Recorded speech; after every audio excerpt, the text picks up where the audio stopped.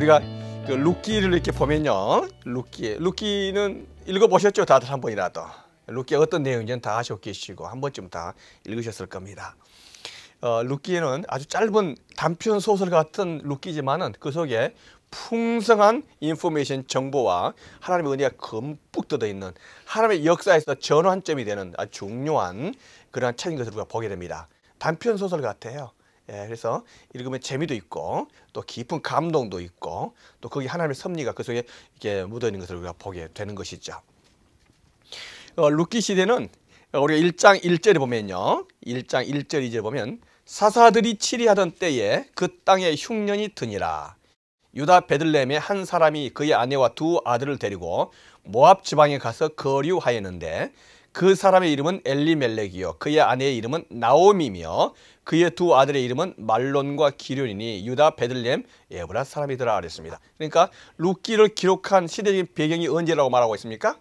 사사시대, 사사들이 치리한 때는 때 그랬습니다. 그러니까 사사시대 책을 말하려면요, 사사기가 있고 또 룻기가 있다는 것을 아셔야 돼요. 근데 그때 흉년이 들었다 그랬습니다. 이 흉년이 든 그 시대인 것을 우리가 보게 되는 거죠. 우리 사사기를 지금까지 공부했으니까 아신 것처럼 사사시대는 실패의 역사죠.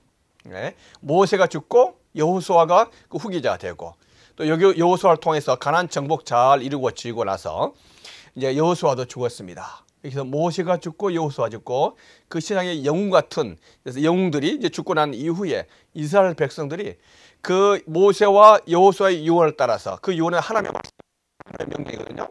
그 명령을 따라서 가나안에서 잘 살아도 불구하고 이스라엘 백성이 그렇게 살지를 못하는 거죠. 그 실패에 있어서는 첫 번째 실패가 뭐였었냐면 영토 정복에 실패했었습니다. 그래서 모세와 여호수아를 통해 하나님께서 사사기 여호수아 가나안 땅에 들어가면은 그 가나안 땅에 있는 모든 족속을 다 쫓아보내고 타협하지 말고 하나님의 나라를 세우라 분명히 말씀하셨거든요. 그런데도 불구하고 12지파들은 그곳에 가서 땅을 정복하는 데 실패한 거예요. 타협한 거죠. 그래서 쫓아보지 못했다는 말이 사사기 1장에 보면 9번에 나옵니다. 우리가 그걸 지난주에 보았어요. 쫓아버리지 못한 것은 그들이 하나님을 의지하지 못했기 때문이었었죠. 능력이 없어서가 아니라. 하나님의 말씀에 땅에 대한 정복을 실패하니까 그 다음에 곧바로 밀려온 게 뭐냐면은 가나안 족속과의 타협이에요. 가나안 족속을 갖다가 그들의 문화가 좋거든요. 그들의 생활 방식이 본받을 하는 것처럼 보이고 심지어는 그들이 섬기고 있는 우상들과 이 종교까지도 본받고 싶은 거예요. 그렇게 하니까 하나님을 버리고 우상 숭배로 빠져들게 되는 거죠. 그렇게 하고 하나님께서 그렇게 엄명을 하셨던 이방 딸들과 이방 아들들과의 그 결혼 문제, 이거를 갖다 실패하게 된 거죠. 그러니까 이스라엘 백성들에게 물밀듯이 밀려오는 이 가나안 문화를 감당할 수 없는 거죠. 그래서 이스라엘 백성들이 전부 타락하게 되는 거죠. 이렇게 타락을 할 때 하나님께서 이스라엘 백성을 갖다 징계를 하시지 않습니까? 그 징계는 이방 민족들을 통해서 와서 침략하게 하고 그래서 많은 어려움을 겪게 되고 이렇게 해서 하나님께서 주신 그 징계가 있었고, 이 징계가 있으면 또 이스라엘 백성이 또 아프니까 회개하잖아요. 이렇게 해서 그 시기가 범죄, 그다음에 타락, 그다음에 뭐예요? 하나님께서 주신 징계, 이방 족속을 통한. 그다음에 또 뭐가 있습니까? 징계하면 뭐예요? 아프잖아요. 아프니까 어떻게 해야 되는 거예요? 하나님 잘못되었습니다. 회개하잖아요. 회개하면 하나님께서 회개하는 그 마음을 받으시고 어떻게 하는 거예요? 구원해 주시는 거 용서하시고. 이 구원을 누구를 통해서 구원해 주시나요? 사사들을 통해서. 사사를 통해서 구원해 주시는 거예요. 그렇게 해서 좋은 평화시대 오잖아요. 평화시대가 오면은 하나님의 은혜를 감사하면서 잘 살아야 되는데 그 평화시대가 오래 못 가는 거예요. 또 뭐 하는 거예요? 잊어버리는 거예요. 잊어버리는 거예요. 반복된 생활. 이게 몇 년? 350년을 가는 거예요. 사무엘 시대까지 380년이 반복된 생활이죠. 한심하기 이를 데 없는 것이 역사지만은 알고 보니까 한심하기 이를 데 없는 것이 사사시대 이스라엘 백성뿐만 아니라 또 누구예요? 바로 우리다는 거예요. 우리. 하나님이 주시는 은혜 감사하면서 살면 좋은데 금방 또 어떻게 하는 거예요? 잊어버리는 거예요. 또 죄 짓죠. 방만하고. 사사시대가 대표적인 주제가 뭡니까? 왕이 없으므로 내 소견대로 행하였더라. 그 왕이 누굽니까? 하나님이죠. 하나님. 하나님의 말씀을 따라 살아야 되는데 하나님을 갖다 버리니까 누가 왕이 되는 거예요? 내가 왕이 되는 거 아니겠습니까? 내 생각대로 따라가는 거죠. 예, 그게 사사시대가 바로 그러한 우리들의 역사이기도 하죠. 380년이나 가는 거 아니겠습니까? 바로 이러한 시대 때에 하나님께서는 한 가정을 소개를 하고 계십니다. 그 가정이 누구예요? 바로 이 룻기에 나오는 엘리멜렉과 나오미의 가정이에요. 바로 이 사사시대 때 등장하는 건데, 여기에 보니까 이 사사시대의 이 룻의 가정은요, 사사들이 치리하던 때에 그 땅에 흉년이 드니라. 베들레헴의 한 사람이 그의 아내와 두 사람을 데리고 모압 지방에 갔다 그랬습니다. 그의 이름이 누구라고요?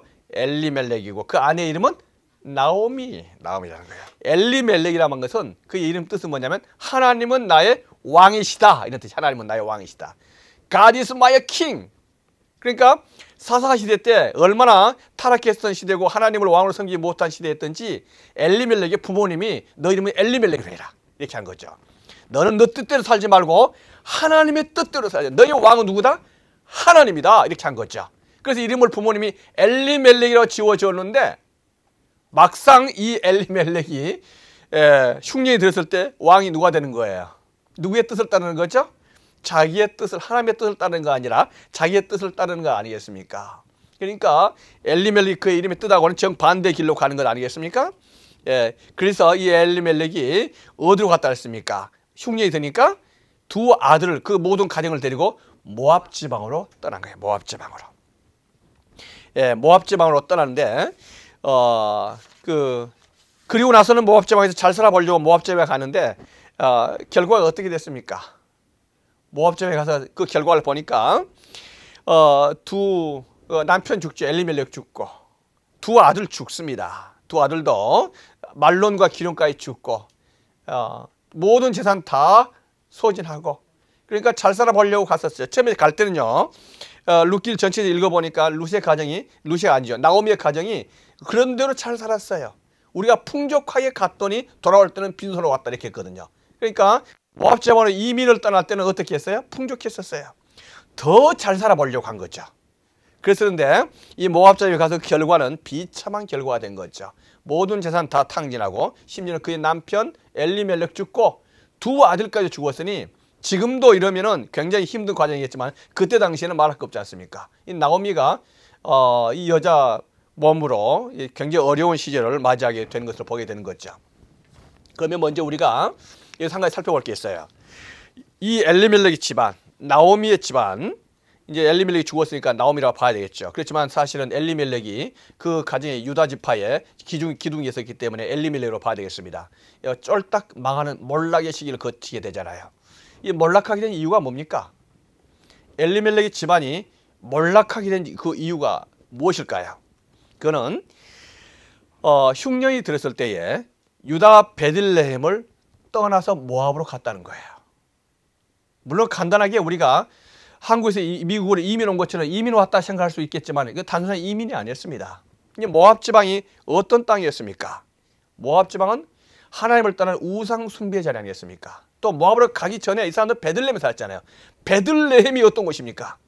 바로 다윗의 고향이었었고 다윗이 살았던 곳이었었고, 예, 그리고 앞으로 메시아가 나올 것을 예언했었던 바로 그 자리 아니겠습니까? 하나님의 축복의 땅이었거든요. 그런데 이 엘리멜렉은 이 베들레헴 그곳을 떠난 거죠. 예, 그러면서 이 모압 지방으로 가는데 모압 지방은 우상 숭배의 참 도시였었습니다. 모압 지방은 우상을 숭배했던 것이고, 그리고 모세가 이 모압 족속들 갖다 저주를 냈어요. 이스라엘 총회에 들어오지 못할 거라 이렇게 했습니다. 왜냐하면 이 모압 족속들이 우리가 지난번에 한번 살펴본 적이 있었습니다. 출애굽기에서 이스라엘 백성 모세를 통해서 이렇게 가려고 할 때 그 발람과 발락을 통해서 발람이 이스라엘 백성의 길을 막잖아요. 예, 그리고 발락을 이제 저주를 하기를 원하잖아요. 예, 그렇지만은 이 발락이 저주를 못 하잖아요. 예, 저주해도 통하지 않습니다. 그래서 저주를 가지고는 영적 전쟁을 해서는 안 되겠다. 이렇게 가지고는 이 발람이 발락의 조언을 받아가지고 바로 고스미 사건, 모압 여자들 통해서 이스라엘 남자들 갖다 유혹하기 시작한 거죠. 그래가지고 이스라엘 백성들이 이 남자들이 거기 가서 이제 타락해가지고는 많은 사람이 죽게 되는 이 비참한 결과를 오게 되는 거죠. 그래서 바로 이 모세가 모압 족속은 이스라엘 총에 들어오지 못한다. 딱 못을 박는 거죠. 그래서 이스라엘 백성은 모압 족속을 보면서 언제나 사이가 안 좋을 뿐만 아니라 배타한 거죠. 그런데도 불구하고 엘리멜렉은 유다 지파임에서도 불구하고 흉년이 들었을 때 결국 찾아가는 곳이 어디였습니까? 이 모세의 율법을, 모세의 계명을, 명령을 무시하고 모압 지방으로 가는 거죠. 예, 모압 지방으로 가는 거죠. 그렇게 해서 이 모압 지방에 돌아간 이 엘리멜렉 집안요, 신앙을 버리고 물질을 따라서 가는 거예요. 물질을 따라서. 예, 신앙적으로 본다면 그 사람들이 베들레헴에 머물러 했음에도 불구하고 그 사람들은 모압 지역으로 갔었던 이유는 더 물질적인 풍요를 누려보려고 가는 거 아니겠습니까? 물질적 풍요. 그런데도 잘 살았죠. 풍족한 가운데 따라다녔습니다. 그런데도 불구하고 더 물질을 가져보려고. 그렇게 해서 모압 지방으로 떠났었던 이 사람들에게는 이 이민의 이유가, 이사했었던 그 이유가 신앙을 찾아서 따라서 갔다 이렇게 볼 수는 없습니다. 무엇 때문에 간 겁니까? 물질을 따라서. 이 물질에 대한 탐욕, 물질에 대한 욕심, 이것을 따라서 움직이는 이 엘리멜렉과 나오미의 가정이었어요. 어떻습니까? 잘 되겠습니까? 잘못되겠습니까? 결국 어떻게 됐어요? 이렇게 되는 거예요. 가정이 완전히 파산되는 것으로 우리가 보게 됩니다. 우리가 그 롯을 살펴봐도 마찬가지입니다. 아브라함의 조카 롯도 마찬가지고, 이 롯은 그 요단 광야를 이렇게 보면서 물이 많고 물이 많으니까 그곳을 갖다 선택을 하잖아요. 그러면서 롯의 그 마음속에는 뭐가 됩니까? 저 땅은 풍요로운 땅이고 애굽 땅. 그러니까 물질이 풍요로운 것을 보면서 애굽과 같다. 당신 애굽이 가장 잘 사는 나라였잖아요. 애굽 땅과 같았었는데 그걸 갖다가 그 사람의 가치관은 뭡니까? 그 땅이 무슨 땅과 같다? 하나님의 동산과 같다. 이렇게 생각하시면 문제가 되는 거예요. 그러니까 하나님이 만약에 축복을 주신다면 무슨 땅과 같아야 되는 거예요? 애굽 땅과 같아야 되고, 요단 들판처럼 물이 풍요롭고 이렇게 번성된 그곳이 하나님의 축복이 임하는 곳이라는 그 가치관, 그 세계관, 이게 문제를 가져다 주는 거죠. 그러니까 결국 롯이 선택했던 것은 뭡니까? 신앙을 선택하는 것이 아니라 눈에 보기에 풍족한 그 땅을 선택하는 거죠. 눈에 보이는. 그래서 롯의 가정은 어떻게 됩니까? 결국 쫄딱 망하잖아요. 소돔과 고모라 불이 탈 때 다 타잖아요. 결국 어떻게 됩니까? 두 딸을 통해서 나왔었던 그 자식들이 있었는데 그 자식이 누가 되는 거예요? 바로 모압이 되는 거예요. 모압, 암몬이 되는 거고. 그러니까 한 번의 선택이 그렇게 중요한 결과, 사느냐 죽느냐가 결정되는 것입니다. 우리가 잘 될 때도 선택해야 되지만 특히 어려울 때, 이럴 때 선택을 잘해야 할 줄로 믿습니다.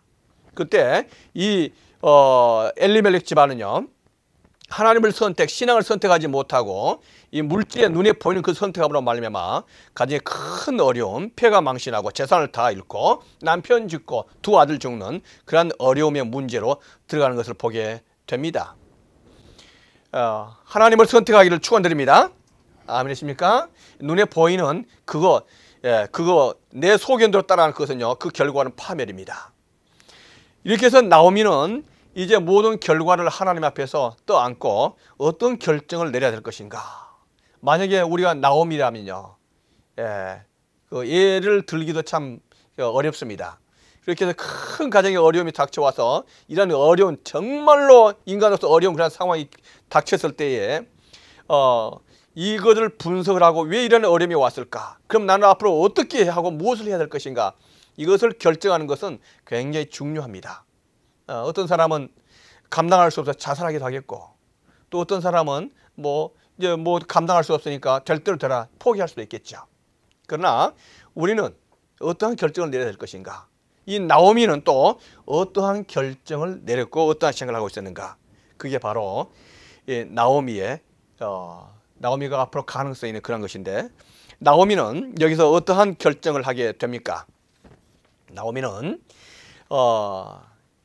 하나님께로 돌아오는 거죠. 베들레헴으로 돌아온 줄로 믿습니다. 나오미가 먼저 그의 자신의 죄를 인정을 하죠. 나오미는 그의 자신의 죄를 인정합니다. 뭐라고 말하냐면 여호와께서 나를 징벌하셨고 전능자가 나를 괴롭게 하셨다. 하나님께서 나를 징벌하신 이유가 있다는 거죠. 하나님의 뜻대로 살지 못하고 하나님의 뜻을 거역해 해서 모압으로 피신하려고 탐욕과 물질을 바라봤었던 그것이 하나님께 큰 죄라는 것을 알게 되고, 그렇게 해서 나오면 자기의 죄를 인정을 하고 하나님께 회개를 하는 거죠. 이 모든 가정의 비참한 상황이 하나님께서 죄에 대한 징벌인 것을 알게 되고, 이 모든 상황 속에서 간섭하시고 다스리시는 분이 하나님께서 함께 하시고 하나님의 주권이라는 것을 인정합니다. 그래서 뭐라고 고백합니까? 하나님께서, 여호와께서 전능자가 나를 징벌하셨고 나를 괴롭게 하셨다. 이 가정의 어려운 상황은 누구 때문이다? 누가 가져다 준다는 허락하는 거라는 거예요? 하나님께서 허락하는 일이다, 이렇게 말하는 거죠. 하나님께서. 그렇다면 어떻게 해야 됩니까? 하나님을 떠나야 되는 건가요? 하나님께서 이렇게 하셨기 때문에 하나님을 떠나야 되는 겁니까? 아니잖아요. 그 하나님께로 돌아와야 될 줄로 믿습니다. 다시 베들레헴으로, 원점으로 돌아와야 되는 거예요. 베들레헴으로, 그 원점으로 돌아올 때에 그 가능성이 열리고 해결점이 열리기 시작하는 것이죠. 나오미가 그렇게 했었던 것은 하나님의 자비를 바라봤습니다. 하나님께서 나를 치셨지만 하나님께서 다시 나를 세우신다. 하나님, 내가 하나님께 돌아가면 하나님께서 나를 다시 받아줄 수 있다, 받으실 분이다 하는 하나님의 자비와 하나님의 사랑을 간절히 기대하는 나오미인 것을 보게 되죠. 나오미가 신앙이 있었죠. 이러한 상황 속에서 나오미는 하나님께 나아가는 거죠. 나오미는 아마도 이렇게 했을 거예요. 하나님 살려주세요. 이것밖에 없죠. 기도가 뭐가 있겠습니까? 하나님 살려주세요. 제가 옛날에 어떤 목사님 강의할 때 이렇게 참석했는데 그분이 굉장히 어려운 과정들을 갖다, 법적인 어려운 과정들, 가정의 어려운 과정들을 겪었더라고요. 근데 그분이 하는 말이, 시간만 나면은 또 이렇게 툭 터져 나온 말이에요. 하나님 살려주세요. 이렇게 말하는 거예요. 툭 하면요, 이게 습관처럼 이렇게 무의식 중에도 하나님 살려주세요, 이게 뭐 터져 나오는 거예요. 그거는 하나님께서 치시면 여지없다는 것을 아는 거예요. 반대로 뭐예요? 내가 살 길 누구밖에 없다? 하나님 살려주세요. 하나님 살려주세요. 하나님 나를 살려주세요, 이거죠. 아마 나오미가 그랬을 겁니다. 하나님 살려주세요. 그 하늘만 쳐다봐도 하나님 살려주세요. 산만 봐도 하나님 살려주세요. 하나님밖에 더 이상 길이 오고 갈 데가 없잖아요. 하나님 나를 살려주세요. 그래서 하나님께 돌아오는 거죠. 우리가 하나님은 자비 하나님이시고 사랑의 하나님이신 줄 믿어야 될 줄로 믿습니다. 하나님, 돌아가면 하나님께서 나를 받아주신다. 나를 치셨지만 나를 다시 이렇게 세우신다. 우리 가정도 세워주신다는 사실을 나오미는 믿었던 거죠. 그래서 나오미가 하나님께 돌아가려고 작정과 결심을 하고 이제 베들레헴으로 돌아가는 거예요. 베들레헴으로 돌아가면서 나오미가 그 하나님 앞에서 그의 죄를 회개했던 것을 뭘 통해서 저는 확인할 수 있냐면은 그의 두 며느리, 두 자부를 갖다 불러놓고 이야기했죠. 그 두 자부 중에서 뭐라고 말합니까? 그 두 자부 중에서 한 사람은 누굽니까? 한 사람은 루시고 또 한 사람은요? 오르바죠. 그렇습니다. 예, 목사님 오르바하고 그 루시인데 두 사람 앉혀놓고 나서는 이제 나는 더 이상 가질 것도 없고 아무것도 없다. 날 떠나라 하면서 기회를 주지요. 기회를 제공합니다. 그러니까 오르바는 어떻게 합니까? 떠나죠. 오르바가 떠난 것을 우리가 비난해야 되겠습니까? 어떻습니까? 우리가 그때 당시에 그 동네에 살고 있었다면 오르바가 떠난 것을 비난해야 되는 거예요? 오르바는 그렇게 비난받을 짓을 했습니까? 그건 아니잖아요. 완전 망한 집안, 남편까지 다 죽었잖아요. 오르바가 나오미를 책임질 이유는 아무것도 없는 거예요. 그리고 뭐예요? 이 오르바가 나오미를 또 붙잡을 이유도 없는 거죠. 그래서 나오미가 오르바에게 기회를 주는 거예요. 떠나라. 합법적으로 오르바는 떠난 거죠. 어쩌면은 세상 사람들은요, 오르바를 갖다가 잘했다고 칭찬할 거예요. 결정 잘한 거야. 특히 오르바의 친정 엄마 같은 경우는 잘했다고 쌍손 들고 환영할 거예요. 오라고. 새로운 생활을 살라고. 그러겠어요, 안 그러겠어요? 인간적으로 보면은 그렇게 선택하는 거죠. 그렇다면 룻은 어떤 결정을 하는 거예요? 룻은 이렇게 말하잖아요. 룻이 이르되 내게 어머니를 떠나며 어머니를 따르지 말고 돌아가라. 강권하지 마옵소서. 어머니께서 가시는 곳에 나도 가고 어머니께서 머무시는 곳에서 나도 머물겠나이다.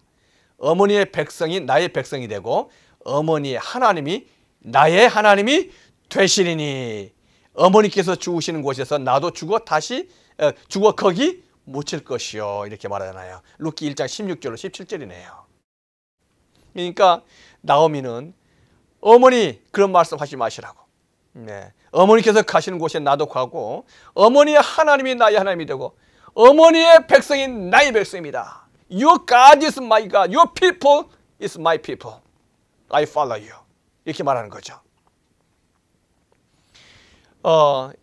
인간적인 결정을 볼 때 우리가 룻이 선택을 잘한 건지 오르바가 선택을 잘하는 건지 당시에는 참 어쩌면 오르바가 현대적인 관점에서 보면요 잘한 거죠. 망한 집안에 더 이상 소망이 없잖아요. 두 과부가 살아서 뭐 하겠어요. 어떻게 그 험한 세상을 살아가겠냐고. 그런데 룻은 그 고생을 짊어지잖아요. 떠나는데 미련이 없습니다. 그런데도 불구하고 룻은 그러한 선택을 하는 거 아니겠습니까? 이렇게 할 때 룻이 이 선택을 하는데 그 핵심이 있습니다. 어떤 선택할 때는 이 선택의 결정적인 핵심이 필요한 거예요. 룻이 그렇게 보았었던 것은 뭐가 있었을까요? 룻에게 바로 나오미를 통해서 전수받았던 그 신앙이 있었던 거예요. 그래도 엘리멜렉은 모르지만 나오미는 그 집안에서 신앙을 유지했었던 그 기본적으로 있었던 것으로 보여요. 그래서 나오미가 룻에게 했었던 그 말들과 어투와 그 태도를 통해서 그 신앙의 분위기와 신앙의 내용들이 이 룻에게 전달이 된 거죠. 전달이 돼가지고 이 룻은요 이러한 결정적인 순간에 결국 상황과 현실을 택한 것이 아니라 누구를 선택하는 거예요? 바로 나오미를 선택하는데 그 나오미를 선택해서 나오미의 하나님을 선택한 거죠. 나오미의 하나님. 나오미의 하나님에게 그의 인생을 걸고 그의 인생을 참 투자한 바치는 이 룻의 마음을 보게 됩니다. 우리가 어떤 선택할 때 결정적인 포인트가 필요하잖아요. 결정적인 것 선택에 있어서 그때에 이 룻의 결정 하나님을 선택하는 것을 보게 돼요. 우리가 여기서 한 가지 살펴본 것은요. 룻의 결정을 참 칭찬할 만한 것이지만은 또 한 가지 이면에서 룻에게 이러한 결정을 할 수 있도록 영향력을 끼쳤었던 누구요? 나오미. 이 나오미의 신앙을 우리가 살펴봐야 되죠. 나오미가 아무리 가정이 힘들고 어려웠었지만은 그 신앙의 위험을 잃지 않았다는 거예요. 아무리 가정이 힘들었지만 아마도 보통 사람 같으면은 괜찮았던 그 집안이 쫄딱 망했다면요 반실성하면서 날마다 술 마시고 소리 지르고 어쩌면 자살 충동 느끼고 그랬을 것이 분명합니다. 그랬을까요? 안 그랬을까요? 그럴 수 있죠. 그런데 나오미에게서 풍기는 것은 하나님을 바라보고 하나님께서 치셨지만 다시 세우실 수 있는 그 하나님. 그 어려운 상황 속에서 그 신앙의 지존과 신앙의 뭐예요? 그 위험을 잃지 않은 이 나오미를 보면서 룻이 결정적으로 영향을 받은 거예요. 룻이 나오미를 버릴 수 없는 그것을 보는 거죠. 우리가 시어머니고 또 시어머니가 될 수 있고 그렇지만요. 나오미의 이러한 신앙의 위험을 우리가 지켜야 될 줄로 믿습니다. 며느리들과 주위에 있는 다른 사람들에게 권면해 줄 수 있는 신앙의 권면, 다른 사람들이 함부로 할 수 없는 신앙의 존엄성이 우리 분위기에서 풍겨야 돼요. 아무리 생활이 어렵고 가정이 망한 집안이다 할지라도 세상 사람들이 보면 얼마나 우습습니까? 망한 집안에 하나님이 뭐가 필요하겠어요? 그 하나님이 뭐가 대단하겠습니까? 그런데도 불구하고 그 속에서 하나님에 대한 그 신앙의 위험을 풍길 수 있는 그거는요 굉장히 놀라운 거 아니겠습니까? 바로 나오미가 그렇게 했다는 거예요. 이렇게 할 때 룻을 건지게 되는 거예요. 하나님의 자비를 바라봤었던 이 나오미에게 하나님의 그 자비의 흐름은 룻을 통해서 전달되는 거죠. 그래서 룻이 어머니 그런 말씀하지 마시라고. 어머니의 하나님이 나의 하나님이고 어머니의 백성이 나의 백성이 될 것입니다. 어머님이 가는 곳에 내가 가겠고 어머니 가는 곳에 내가 묻히게 될 것입니다. 이렇게 하면서 이 룻이 이 나오미를 선택하는 것을 보게 되는 거죠. 나오미가 하나님을 선택하는 것이 됐었지만 저는 이 룻의 마음속에서 또 하나를 봐요. 진실로 나오미를 통해서 신앙의 영향을 받았고 신앙을 조금이라도 알고 있었던 룻이라면 이러한 상황 속에서 그 결정은요, 나오미를 견책했다는 그것은요, 그의 모든 인생을 사실 버리는 거죠. 그 인생에 이제는 무슨 소망이 있겠습니까? 이제는 그 무거운 망한 집안의 모든 짐을 짊어지고 나가야 될 이 룻 아니겠습니까? 그럼에도 불구하고 그의 인생을 하나님과 이 나오미의 불쌍한 나오미, 이 나오미를 버릴 수 없는 바로 그 하나님의 그 자비가 흘러가기를 원하는 거 아니겠습니까? 하나님의 자비가 이 나오미에게 내 인생을 걸고라도 이 여인을 살려줘야 되지 않겠는가 하는 이 마음, 이 룻의 이 마음이 있었습니다. 그래서 우리의 룻의 선택이 하나님의 그 사랑과 하나님의 자비의 그 연속인 것을 볼 때에 이것이 하나님의 마음을 감동시키는 것이고 이거를 보고 있었던 사람들의 마음을 또 감동시켜요. 이 마음이. 그래서 이 나오미가 룻과 함께 베들레헴으로 돌아왔을 때에 동네 사람들이 나와서 이렇게 막 떠들잖아요. 그러면서 나오미가 돌아왔다고. 나오미가 돌아왔다고 이렇게 말할 때 그 소문이 베들레헴에 쫙 이렇게 퍼지는 것을 보게 됩니다. 베들레헴에 퍼지면서 이 이야기를 누가 듣습니까? 보아스가 들은 거예요. 이 이야기를. 보아스가 그 이야기를 듣습니다. 누군가가 듣는데 하나님께서는 그 누군가를 결정적인 사람이 또 듣게 하시고 하나님의 자비가 흘러나올 수 있도록 그 사람에게 영향을 주고 마음의 감동을 준다는 거죠. 그 보아스가 그 이야기를 들은 거예요. 어느 날 이 룻이 이삭 줍기를 하다가 보아스 집으로 가는 거죠. 보아스의 밭으로 갑니다. 그렇게 해서 이 보아스를 만나게 되고 이 룻이 말하잖아요. 룻이 엎드려 얼굴을 땅에 대고 절하며 그에게 이르되 나는 이방 여인이거늘 당신이 어찌하여 내게 은혜를 베푸시며 나를 돌보시나이까. 이방 여인이거늘 어떻게 당신 나에게 관심을 갖습니까? 이삭 줍기 할 때 쫓아버리지 않다는 거죠. 이삭 한 톨이라도 더 줍도록 하고 또 사관대 시켜서 거기에 이삭을 또 떨어뜨리라고 말하고 이렇게 말하는 거죠. 이렇게 할 때 보아스가 하는 말이 있습니다. 뭐라고 말하냐면 내 남편이 죽은 후로 내가 시어머니에게 행한 모든 일과 내 부모와 고국을 떠나 전에 알지 못하던 백성에게로 온 일이 내게 분명히 알려졌느니라. 여호와께서 내가 행한 일에 보답하시기를 원하며 이스라엘 하나님 여호와께서 그의 날개 아래 보호를 받으러 온 내게 온전한 상 주시기를 원하노라는 거예요. 여러분, 이 룻의 마음을 하나님이 알고 사람들이 아는 거예요. 그의 인생을 갖다가 포기한 게 아니잖아요. 새로운 기회가 열리는데 하나님으로부터, 하나님의 사람으로부터 오는 거죠. 이걸 갖다 보아스가 보는 거죠. 보아스가 어떤 사람입니까? 보아스는요, 엘리멜렉과 어쩌면 같이 베들레헴에서 쌍교를 이루는 그 동네 유지였을 거예요. 족장이었을 거예요. 한 족장 엘리멜렉은 흉년이 들었을 때 떠난 거죠. 모압으로. 그런데 이 보아스는요, 그곳에 머물러 있는 거예요. 보아스는 하나님의 말씀을 지켰던 사람이죠. 이 흉년에 이삭을 갖다가 더 떨어뜨린 거죠. 이건 모세의 율법, 하나님의 율법을 지키는 거예요. 이삭들이 이삭을 절대 죽지 말아 했어요. 왜냐하면 과부와 고아와 거지가 와서 이 이삭을 떨어진 이삭을 갖다 가지고 와서 집에 가지고 와서 밥해 먹을 거다. 이게 율법이라, 하나님의 율법이라고. 그런데 옛날에 제가 농사를 지어봐서 합니다. 가뭄때가 아니에요. 보통 때도 이삭을 하면요. 저는 이제 어렸을 때 그 트랙터도 없었죠 그때. 이게 사람들이 다 이제 수확하면 제일 뒤에 가지고는 떨어진 거 하나 한 톨도 남겨서 다 이렇게 걷죠. 왜 그래? 그게 아깝잖아요. 그 한 톨 한 톨 전부 주워가지고는 망치에 담아가지고 가지고 왔죠. 그 아까운 거 왜 떨어뜨려요? 그 이삭을. 그런데 하나님의 율법은요, 그거 그대로 두라는 거예요. 그래서 과부와 고아가 그걸 주워가지고 집에 가져와서 먹을 수 있도록. 그러니까 보아스가 이 흉년에도 이렇게 이삭을 줍지 않았던 것은 하나님의 율법을 지키는 집안이었어요. 잘 되겠어요? 못하겠어요? 잘 되죠. 엘리멜렉은 망했지만 보아스는 성공한 거죠. 성장한 거죠. 이렇게 해서 이 보아스는요, 예, 하나님 앞에서 엘림의 이 베들레헴에서 그 큰 축복과 은혜를 하고 많은 사람이 영향을 미치는 그러한 족장으로 성장을 하고 있는 것을 보게 되는 것이에요. 이 보아스가 한 번 더 하나님의 율법을 지킵니다. 그것은 뭐예요? 이 룻을 구원해 주고자 마음의 결정을 하는 거죠. 이 룻에게 자기 자신이 고엘이 되려고 하는 거예요. 고엘이라는 것은 뭐냐면은 하나님의 그 자비는 흘러갑니다. 하나님의 자비는요 흘러가고 실력자로부터 유능한 사람으로부터 흘러갈 수 있도록 하는 것이 하나님의 자비죠. 이삭 죽기도 마찬가지였었고, 이 고엘 제도를 만들어 가지고는 자기 가까운 친척 중에서 이제 가정이 힘들어서 망한 사람 있잖아요. 재산 팔고 땅 팔고 이렇게 할 때 완전히 그러면 아무것도 없잖아요.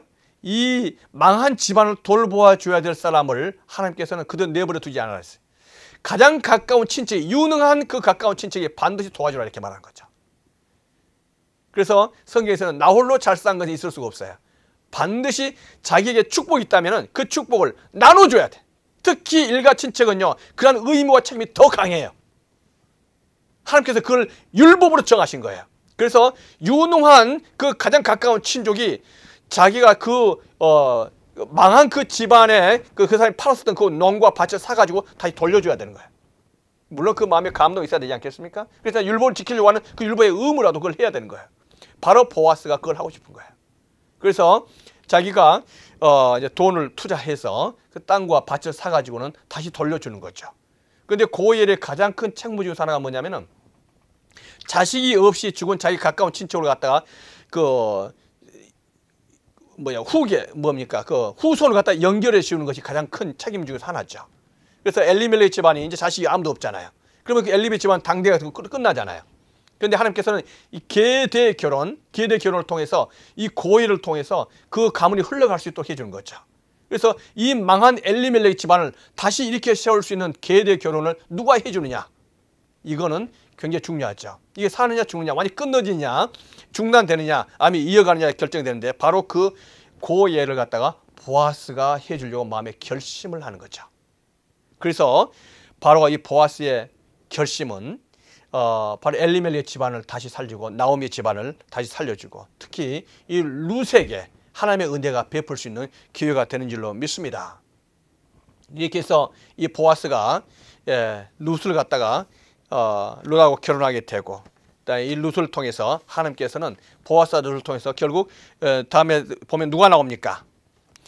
베레스의 계보는 이러하니라. 베레스는 헤스론을 낳았고 헤스론은 람을 낳았고 람은 아미나답을 낳았고 아미나답은 나손을 낳았고 나손은 살몬을 낳았고 살몬은 보아스를 낳았고 보아스는 오벳을 낳았고 오벳은 이세를 낳았고 이세는 다윗을 낳았더라는 거죠. 이렇게 해서 보아스와 이 룻을 통해서 다음에 다윗이 나오게 되는 놀라운 하나님의 역사. 이 다윗을 통해서 또 누가 나오나요?